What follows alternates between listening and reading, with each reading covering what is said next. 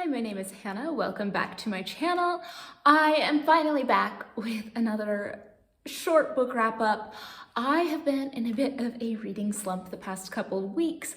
I normally will read, about 4 books a week. It's not a set rule, but I went a week where every book I picked up, I just could not get myself to read it, and nothing seemed very interesting. And so it was no fault of the books themselves. I DNF'd so many books the past couple weeks because I just was having a hard time paying attention to things. I think there's just a lot going on and I've been anxious, but I did manage to finish a few books, so I'm excited to talk about it. If you ever have gone through a reading slump where you're having a hard time being interested in books, but you're not quite sure what else you want to be doing, what do you do? I feel like taking a break is a good thing, but also how do I get back into finding books that I want to read again? So let me know if you have thoughts on that in the comments down below, and let's jump into talking about some of the books I've read in the past couple weeks. So the first book that I read was a recommendation from Olive at abookolive, and so I will make sure to link her channel down below. And I picked up Storm in a Teacup, The Physics of Everyday Life by Helen Sersky. Now, this book, I feel like I would have enjoyed more if I hadn't been in a bit of a reading slump because I had a hard time sticking with it.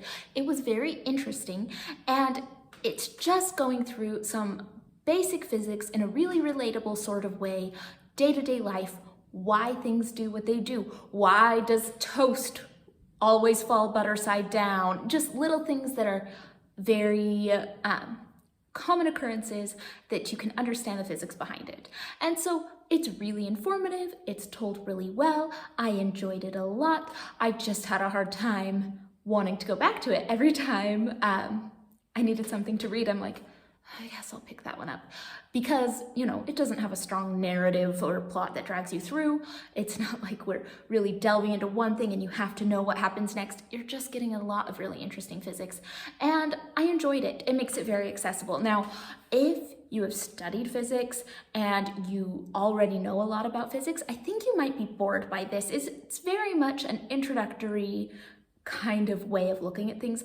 But if you don't know a ton about this and you just want some ways that you can connect the principles of physics to your day-to-day life and understand some of those theories a little bit better, I think you would really like this one. So overall, I think this is a really good book. So I have always been a Brandon Sanderson fan. I really do enjoy his books, and I read them a lot as a teenager and just loved all the Mistborn books, and I loved them all the way up until Stormlight Archive. They started coming out, and isn't that one supposed to be like 10 books long or something? And I'm like, I can't keep up with reading a book like this and then waiting for a few more years till the next one comes out, and then you don't remember it and you go back and read the first. I'm like, I just have to wait till they all come out. So I haven't kept up. All this to say, I haven't really kept up with Brandon Sanderson lately, but I heard that the new one had come out, Yumi and the Nightmare Painter, and that it worked okay as a standalone book. And I'm like, all right, yeah, I would like to pick that up. Let's see how it goes, right? Now, Brandon Sanderson does a really good job at world building in a very unique way, and I enjoy that. I like reading his books for that fantasy world, and this one did not disappoint. We have Yumi, who is some sort of priestess who's supposed to summon these spirits that can do practical things to help the villagers' lives, and she's really kept apart and has to live her life very according to ritual in order to summon these spirits. And then you have the painter, and I know he has a name, but Yumi always calls him Painter, so just call him Painter. And he lives in this world where nightmares come to life at night, and the only way to stop them is to paint them, capture them in paint, and it makes them go away. And so it's an interesting premise, not a world I've heard of before. It wasn't just, oh, we're in a fantasy world, there's some elves and dwarves or something, a very Tolkien pattern. I feel like Brandon Sanderson does a good job about this. Now, why didn't I love this? The characters. Okay, so I really liked even the plot and how it all came together. I liked the twists and turns. I liked understanding what was going on. There's this body swap kind of element where these two people from these two different lives are kind of forced into each other's lives, and they have to learn what the other person does, and how to paint and how to call the spirits, and they have to teach each other and get to know each other, and it's a bit of a romance, right? Now, I thought all of that was well done, enjoyed all of it. My big problem is I despised Painter. Did not like him at all. So he starts out as kind of this, oh, I'm a lone wolf. I just am saving the world on my own, and I don't need friends. And I don't know about you, but that's like big red flags for me. Just like, oh, I don't want to be around this guy. I wouldn't want to listen to him. I wouldn't want to spend time with him. Ugh, right? Now, Yumi, she is delightful, and I really liked her, but she suffers from that born sexy yesterday kind of trope, right? So she doesn't understand the real world, and she just doesn't know what to do. So she has to have somebody explain it all to her, and who is happy to explain everything to her? Painter, and she just adores him for that. And I don't really love that. Like, it doesn't make me dislike her as a character, but it makes me dislike Painter even more, that the only way that he really likes this girl is that he gets to teach her everything because she doesn't know. Like, I just didn't like Painter.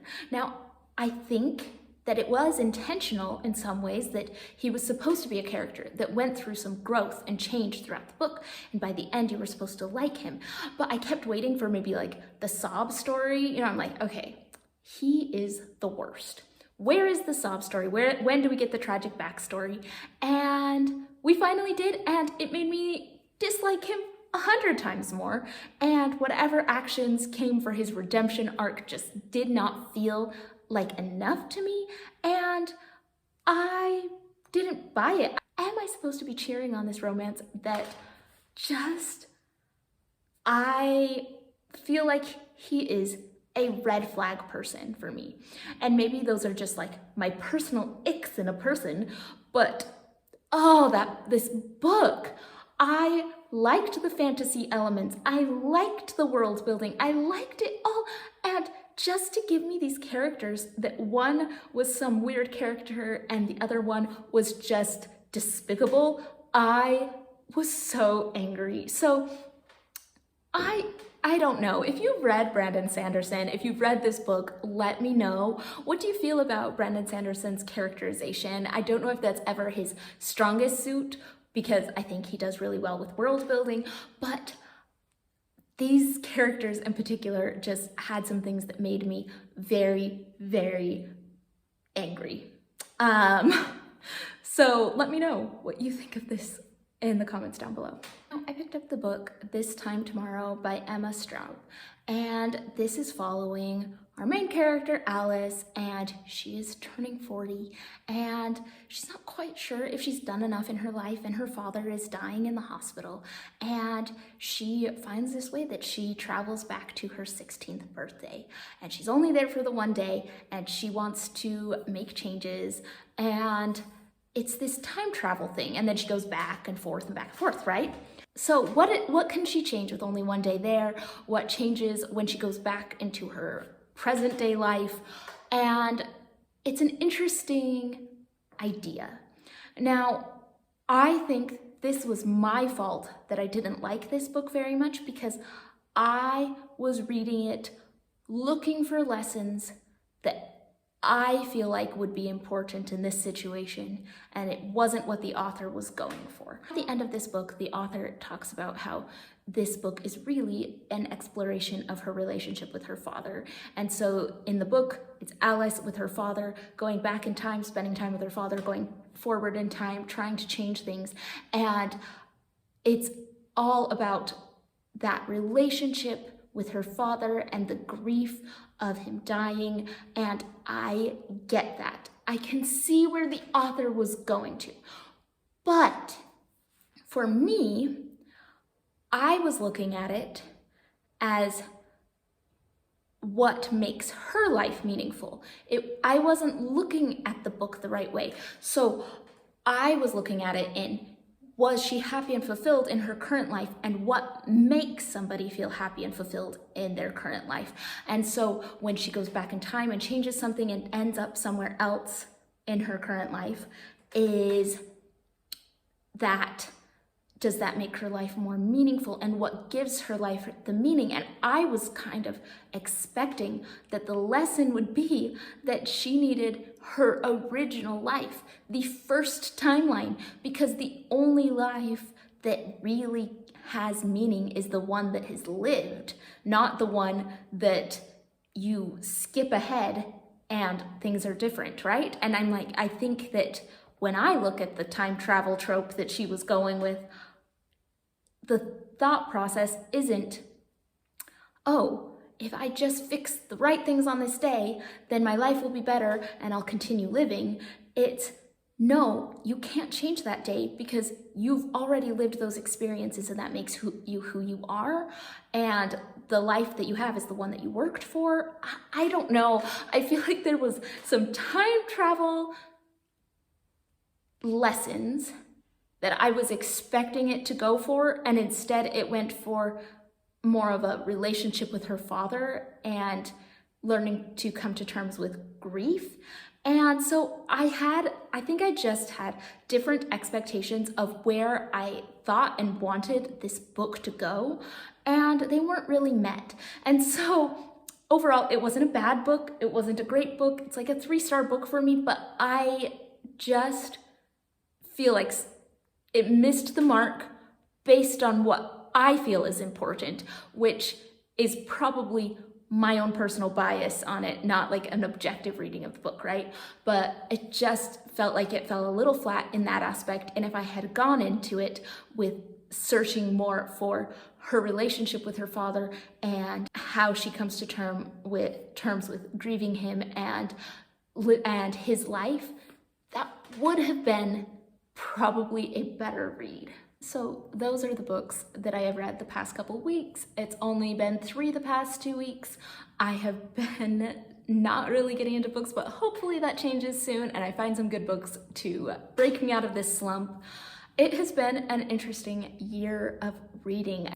According to Goodreads, I have read over 150 books now, and I have had some really, really good reads. I have also changed a lot of how I've read. I have read a lot more audiobooks this year. I have done a lot more audiobooks because we had a lot of big life changes. We had a big move, and I was doing so many home projects that I needed to just listen to a book while working. And for me, one of the hardest changes has been the past few months while things have been slowing down to try to transition back into reading more ebooks instead of audiobooks, because I started to get used to the format. And so that has been a bit of a change, but overall this has been a really good reading year. And so I'm really excited in the next few weeks to do my end of year wrap-ups with all of the best books that I have read in the year. So stay tuned for that. And if you have any thoughts on these books, please leave them down in the comments below, and I will see you all on the next one.